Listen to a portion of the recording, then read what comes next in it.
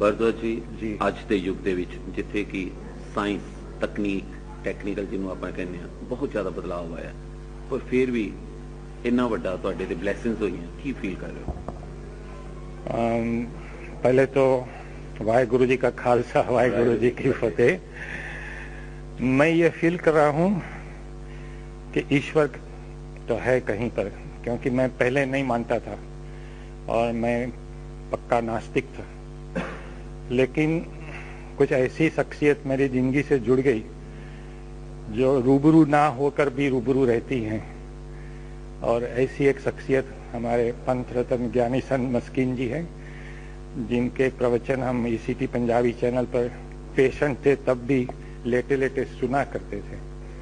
और इसकी प्रेरणा मुझे दो शख्सियतें इससे मिली कि एक तो है मेरी खुद की साली जो जिसका नाम कुंती है, और वो छोटी बच्ची थी तब से गुरु को प्यार करती है, कीर्तन भी अच्छा करती है, गाती भी अच्छा है। और मेरी शादी हुई है ये सिंधी परिवार से, तो वो हमेशा सिंधी गुरु नानक को बहुत मानते हैं। तो पहले मुझे एहसास इन्होंने कराया मस्कीन जी के प्रवचन ने। फिर केसर सिंह साहब तो वैसे कई सालों से मेरे परिचय में रहे हैं, हालांकि ये इतने विद्वान इतने पढ़े लिखे नहीं है, लेकिन उनके पर गुरु कृपा बहुत है। और उन्होंने मुझे जब खालसा के 300 साल हुए थे अप्रैल 99 में, उस वक्त मुझे ये ख्याल आया कि मैं खालसा के बारे में लिखूं। तो उनसे मैंने बहुत सारी चीज़ें जब पढ़ी, उन्होंने किताबें भेजी, पहली बार मुझे जिंदगी में ये एहसास हुआ कि अब तक मैं नास्तिक रहा, इसकी वजह से भटकता भी रहा, कहीं दिशा नहीं मिल रही थी। और एक बार मैंने आइंस्टाइन का एक वाक्य पढ़ लिया, तब मैं अमेरिका में था, नासा की मुलाकात उस वक्त मैं ले रहा था। तो आइंस्टाइन ने भी कहा है, द मोर आई, मैं इनका हिंदी बताऊंगा फिर, the more I resolve the mysteries of universe, the more I am convinced about the existence of God.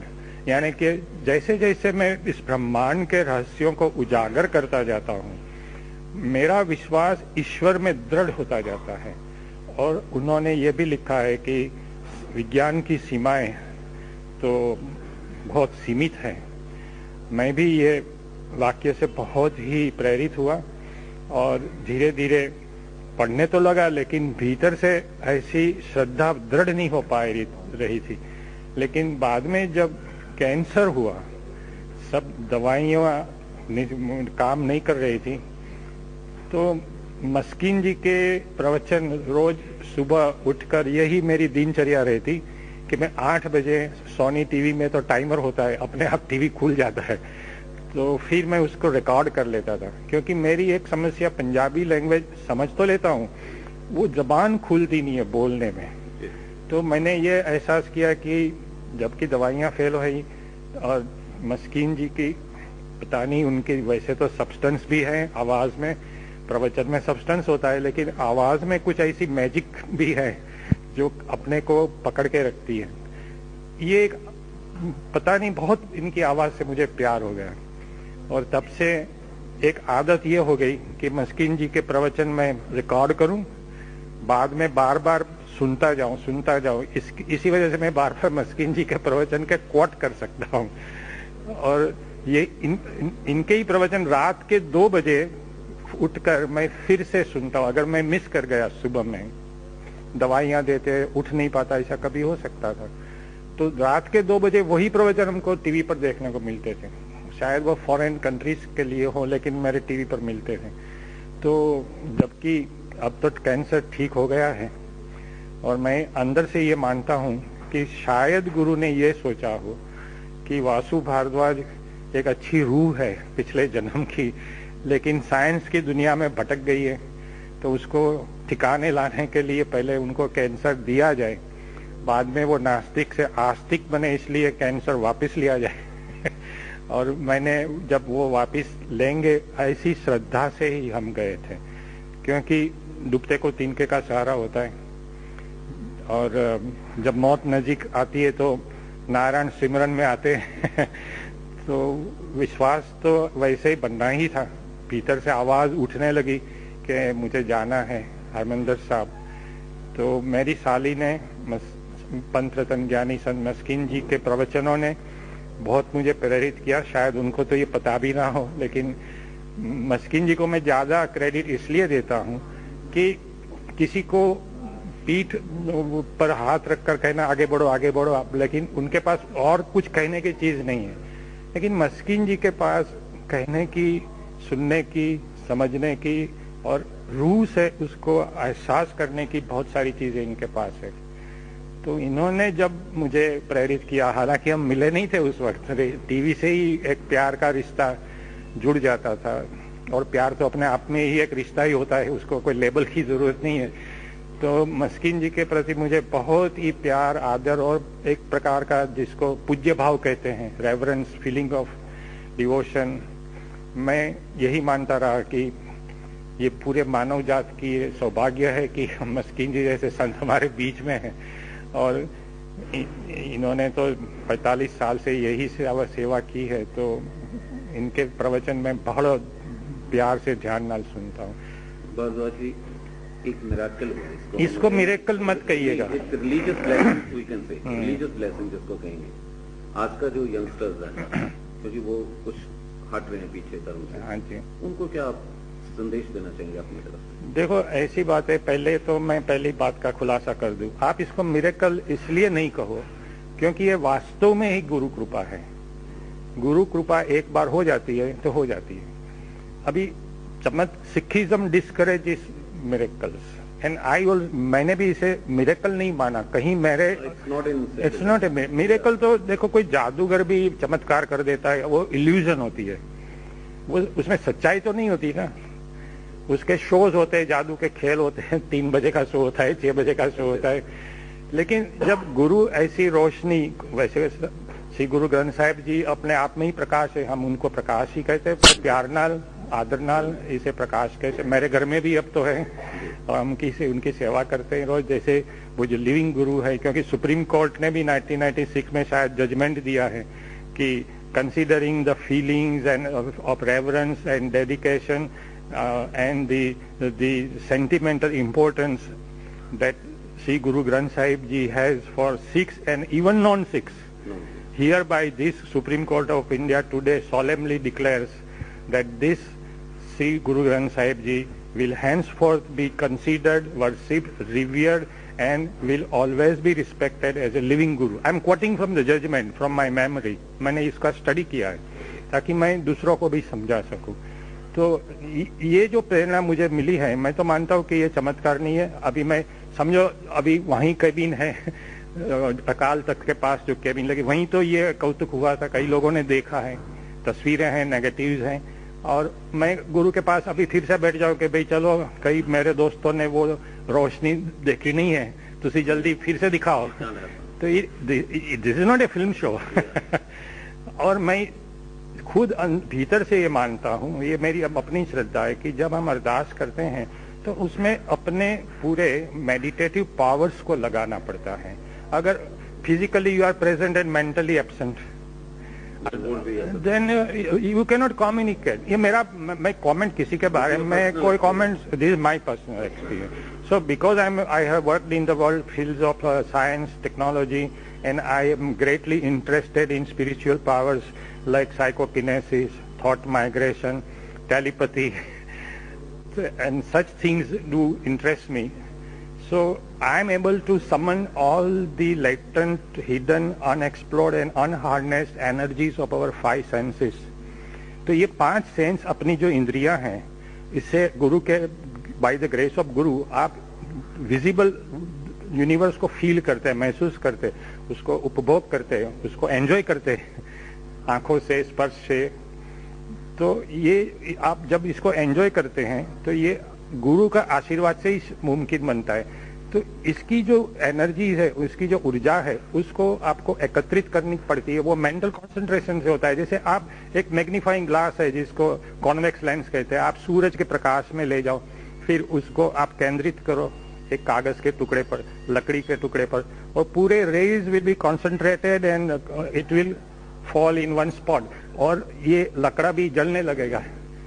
Like that, first of all, meditation के लिए दिमाग में से जो नेगेटिव थॉट्स हैं पहले उसको खाली करो. अगर आपका पात्र, आपका दिमाग जो है, see mind is not a vessel to be filled but a fire to be lighted. ये प्लूटार्क ने कहा है, mind is not a vessel to be filled with material things but it's a fire to be lighted. दिमाग में जो अपनी सोच का शब्द, इसीलिए शब्द को एनर्जी है, ये इसमें से ऊर्जा निकलती है.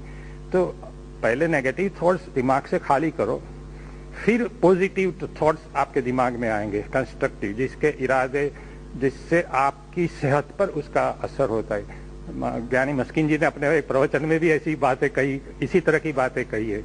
तो आई बिलीव दैट बिकॉज मैं कंसंट्रेशन कर पाया, मेरी धर्मपत्नी को भी कहा कि मेरे से बात नहीं करो, because I should not be disturb. क्योंकि अगर डिस्टर्बेंस हो गया तो वो मेडिटेशन, वो जो कांटेक्ट बन रहा है गुरु से, वो टूट जाएगा ना. Isn't it? ये तो ऊर्जा जा रही है. Spiritual communication. This my personal experience. मैं किसी को एडवाइस नहीं दे रहा हूँ, किसी के क्रिटिसाइज नहीं कर रहा हूँ, मैं अपना एक्सपीरियंस बता रहा हूँ. तो मैंने इसी तरह कम्युनिकेशन किया था, और I told my daughter also not to disturb me. Then this kind of communication was possible. तो मेडिटेशन के लिए, गुरु तक पहुँचने के लिए, अरदास गुरु तक पहुंचाने के लिए, you should have that kind of concentration, and the underlying principle of this process, this is a scientific process. The meditation is the scientific process whereby you summon all these energies and concentrate. And another principle is that you should be independent of the people and circumstances around you, and that your reality should be orchestrated from within you, not from without. अगर बाहर से कोई disturb करता है तो आपकी भीतर से ऊर्जा बाहर नहीं आएगी कम्युनिकेशन के लिए. बाबा जी, you want to say your personal devotion really means during ardas, during Gurbani part, that really counts how you are devoted to it. I am totally devoted. मैंने तो मेरी धर्मपत्नी को इस बार कह दिया कि मैं मस्किन जी के सेवा में 3 महीने तक जा रहा हूँ, मैं घर पर नहीं आऊँगा. गुरुद्वारा में लेकर के गया था उनको, और उनको कहा था, केसर सिंह साहब ने भी कहा, आप मस्किन जी की सेवा में रहो, उनसे बहुत कुछ आप सीख पाओगे, क्योंकि यही एक चोटी के संत है जिसके पास से आपको बहुत सारा ज्ञान, वो तो ज्ञान का सागर है, मैं तो कतरा भी नहीं हूँ.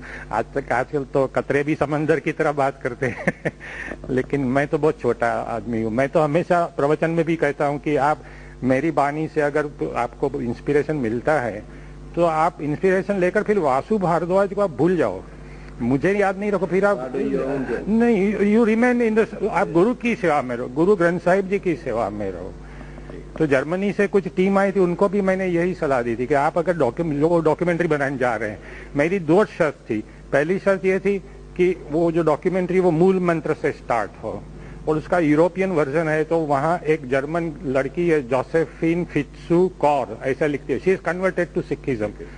तो उसको इतना प्यार है सिखिज्म. वो जब मैं घर पर मिलने आए तो हमने तो सोचा कोई आसमान से परी आई लेकिन उनका जो नॉलेज था, क्या पढ़ाई करती है, she is more than a Sikh then even a Sikh can be, इतनी डिवोटेड है.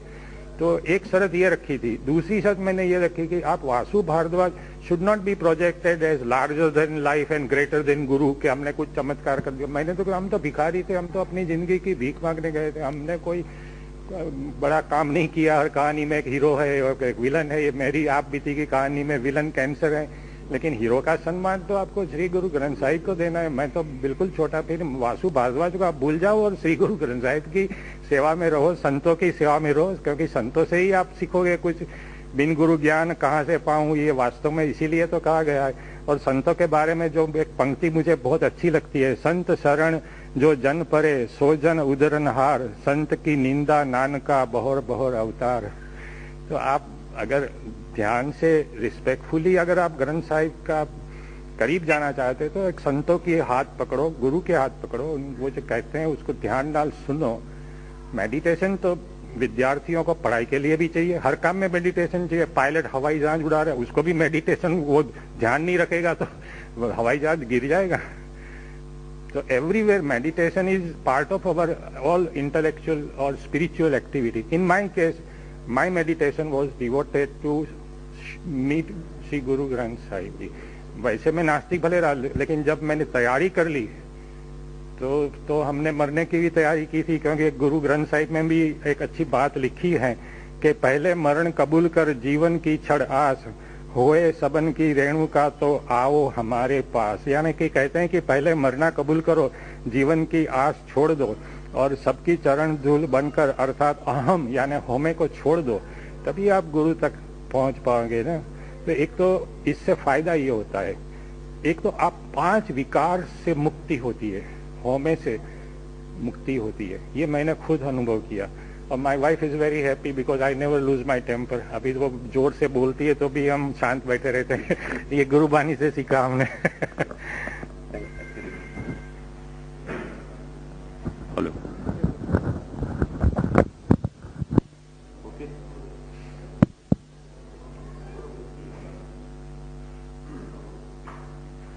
ਮਸਕੀਨ ਸਾਹਿਬ ਭਾਰਦਵਾਜ ਜੀ ਨੇ ਜਿੰਨੀਆਂ ਵੀ ਗੱਲਾਂ ਕੀਤੀਆਂ, ਹਰ ਗੱਲ ਦੇ ਵਿੱਚ ਇੱਕ ਗੱਲ ਨਜ਼ਰ ਆ ਰਹੀ ਹੈ ਵੀ ਇੱਕ ਰਾਹ ਜਿਹੜਾ ਕਿ ਤੁਹਾਡੇ ਵੱਲੋਂ ਜਿਹੜੇ ਪ੍ਰਵਚਨ ਕੀਤੇ ਜਾਂਦੇ ਹਨ, ਗੁਰਬਾਣੀ ਵਿਚਾਰਾਂ ਕੀਤੀਆਂ ਜਾਂਦੀਆਂ ਹਨ, ਉਹਨਾਂ ਚੋਂ ਇੱਕ ਇਹਨਾਂ ਨੂੰ ਰਾਹ ਮਿਲਿਆ।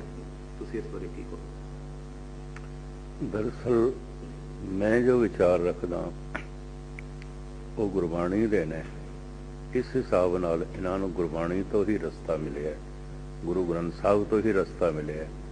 और जो इन्हां नूं जीवन दान मिलिया वो इन्हां ने साफ कह दिता है कि मैनूं गुरु ग्रंथ साहिब तो ही जो है मिलिया।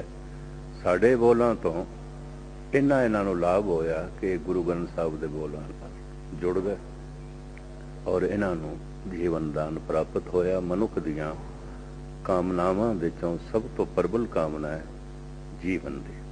फिर जीवन वास्ते सब कुछ चाहिए, वो इन्हां दी इच्छा इस दर ते आके पूरी हुई है और इस तो करीबन करीबन सारा जगत प्रभावित है, क्योंकि वाकई इस दर पे इस तरह के करिश्मे होंदे ही रहंदे।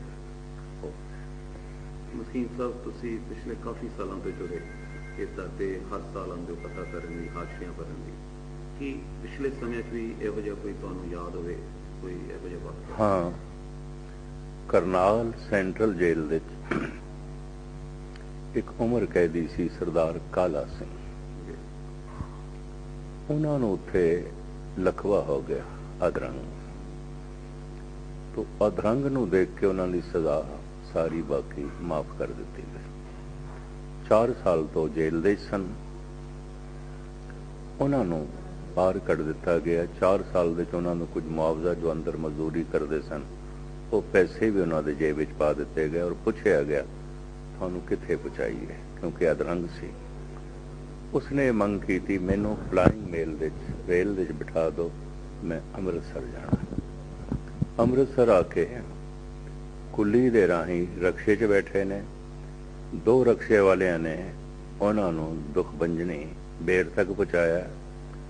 उत्थे इसने अपने मन विच जपजी साहब का पाठ किया, तिवें जिवें घसीटनियां मारनियां होंदियां ने इस तरह वो जो है दुखमंजनी बेर सरोवर विच जो है डिग पिया। अपनी तरफों भावें खुदकशी समझ लो भावें इशनान, वो बिल्कुल रूबरू सेहत होके निकले है। उसनों सरदार गुरबचन सिंह जी टोड़ा ने कई दफा कई स्टेजां पे पेश किया। ये काफ़ी पुरानी गल है, क्योंकि मैनू सन याद नहीं। एक करिश्मा अजीबो गरीब होया सी। दूसरा, इस मार्च के महीने जब समागम सी उदों ही वासू साहब का भी मैनू फोन आया कि मैं थोड़े नाल गलबात करनी है। तो चूंकि इन्होंने कहा मैं गुजरात तो बोल रहा, मैं किसी गुजरात समागम तो बाद आ रहा, उत्थे बैठ के सारी विचारां जो है कर लवांगे। 4 दिन समागम में मेरी मसरूफियत होंगी है। उत्थे भी एक ऐसा सज्जन आया जिहदियां बैठिया बैठिया अखां दी रोशनी चली गई सी। काफ़ी जगह उसने इलाज कराया। फिर इत्थे धन गुरु रामदास जी महाराज के दर ते आया, 6-7 दिन परिक्रमा च बैठा रहा और सारा सारा दिन पाठ करता रहा, इशनान करता रहा।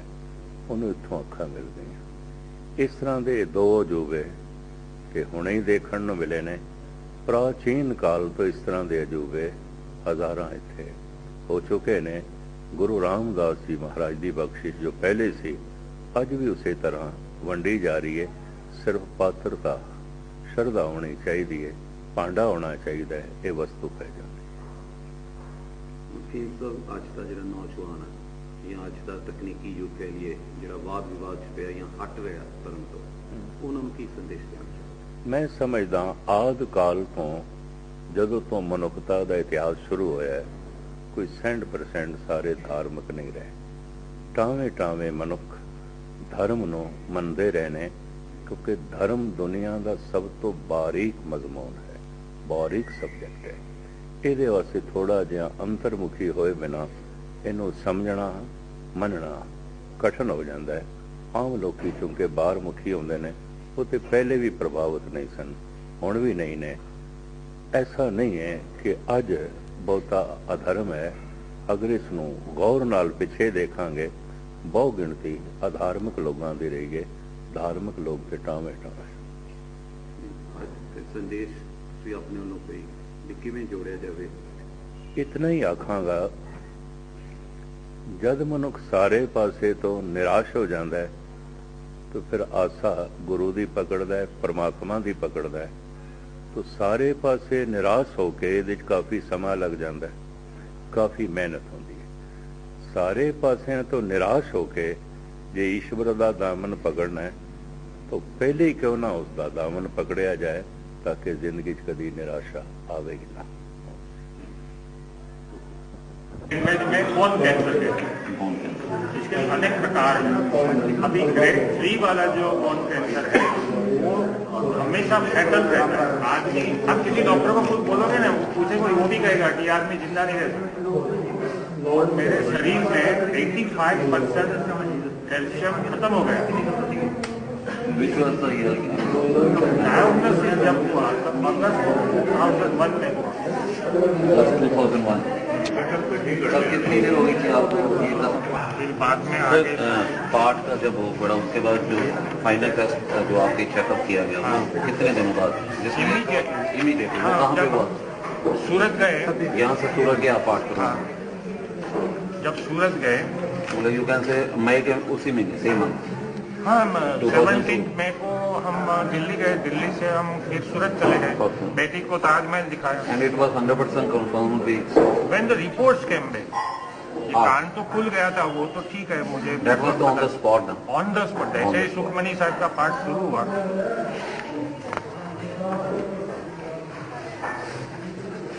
और वो लाइट जैसे चली और उसके 2 हिस्से हुए, उसकी सारी तस्वीरें भी हैं। हम थोड़े आदर से उसको रिलीज भी करेंगे। इसमें तो हाथ थोड़ी लेके जाऊंगा। अगर इससे किसी को गुरु के प्रति विश्वास और दृढ़ बनता है तो, क्योंकि मस्किन जी ने भी मुझे यही बताया कि जो सच है। जो आपके साथी थे बाहर नासा में या और थे, उनके लिए ये न्यूज कैसे? नहीं, देयर आर मेनी साइन। अभी तो मैं उसके टच में भी नहीं हूँ कुछ, but they must have heard about it. Definitely. What was their reaction? They were very surprised and completely dumb. There is no answer to this.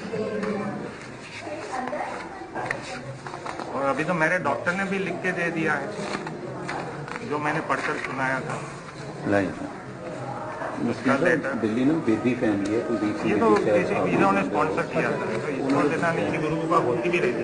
होता क्या है कि पढ़े लिखे लोग कम होते हैं ना, तो उसका रिकॉर्ड नहीं रखते। वो गांव वाले होते हैं, यही बताया टाउन वाले होते हैं। This thing has happened with the scientist and I will make the difference. इसका असर अलग निकलना ना। I have preserved the medical papers। क्यों जी, जैसे हमें रात को फोन आने हुए, जितना उसकी रिस्पांस आई और जितना लोग जानना चाहते हैं ज्यादा से ज्यादा, मैंने जो कुछ भी बोला के लेक्चर में से बहुत चीजें सीखी हैं और इसीलिए मैं बोल पाया। इसीलिए मैं बोल पाया हूँ। यहाँ पे ये है जी, ये इनकी जब ये गुरु रामदास जी का गुरुपुरब आ जाता ना, जितना याद होता उतना ये याद होता भी अब कथा शुरू हो जाए। मेरी मतलब का हर साल आते थे, अब थोड़ा शरीर बुजुर्ग हो गया, नहीं आए। फिर उन्होंने मैंने कहा जी कि मैं आवांगी मैंने कथा सुनानी है कोई गल नहीं सारी मैंने आपको कहा ना कि पहला प्रवचन मैंने पंजाब एग्रीकल्चर वाइस चांसलर ने मुझे इनवाइट किया, हवाई जहाज का टिकट भेजा था, वरना इतना प्यार क्यों है उससे। वो कहते हैं अखबार में आपके बारे में आया। Thank you.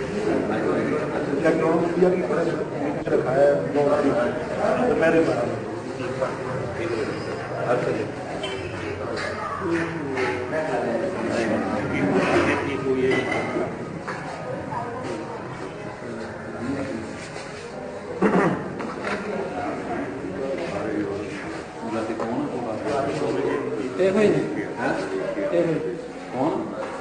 ने दोनों अच्छा डिटेल बड़ी सोहनी दस आज की कथा के नाल बहुत मुलाकात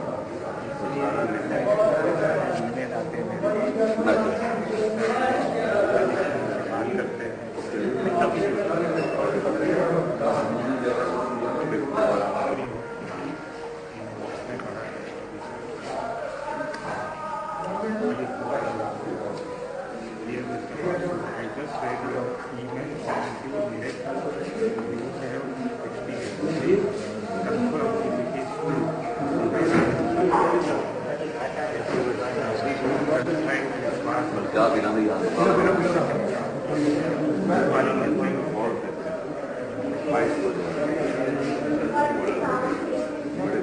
ਅਸੀਂ ਜੀ ਜਿਹੜੀ ਅੱਜ ਦੀ ਰਿਕਾਰਡਿੰਗ ਹੈ बनने देती है अभी बनने मुझे जाओ चार दिन नाम ले आज